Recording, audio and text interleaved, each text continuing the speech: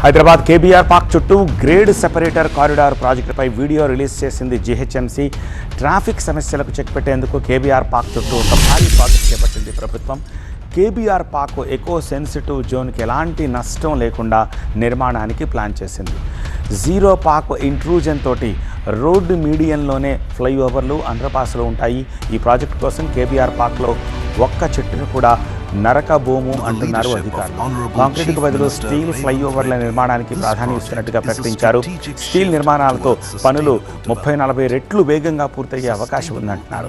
నిర్మాణ సమయంలో ట్రాఫిక్ అంతరాయం లేకుండా చర్యలు తీసుకుంటున్నామంటోంది జీహెచ్ఎంసీ. సెంట్రల్ మీడియంలో ఉన్న చెట్లను ట్రాన్స్ప్లాంటేషన్ ద్వారా సురక్షితంగా వేరొక చోటుకి తరలిస్తూ ఉంటోంది. ఈ ప్రాజెక్టు పూర్తయితే జూబ్లీహిల్స్, బంజారా హిల్స్లో వాయు కాలుష్యం 72% వరకు తగ్గే అవకాశం ఉందంటోంది.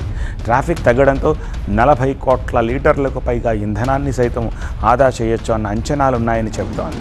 13,66,000 టన్నుల కార్బన్ డయాక్సైడ్ ఉద్గారాల నియంత్రణే దీని లక్ష్యం అంటోంది జీహెచ్ఎంసీ.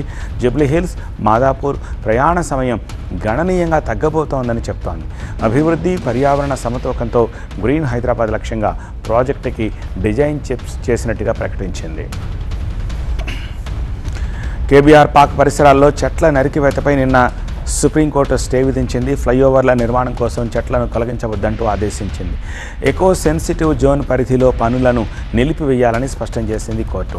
ఎకో సెన్సిటివ్ జోన్ అంటే పార్క్ దగ్గర 25 నుంచి 35 మీటర్ల పరిధిలో చెట్లను నరకవద్దని తేల్చి చెప్పింది. ఎస్ఆర్డీపీ కింద జరగాల్సిన అభివృద్ధి పనులకు బ్రేక్ వేసింది. తదుపరి విచారణను జూలై 27వ తేదీకి వాయిదా వేసింది సుప్రీంకోర్టు.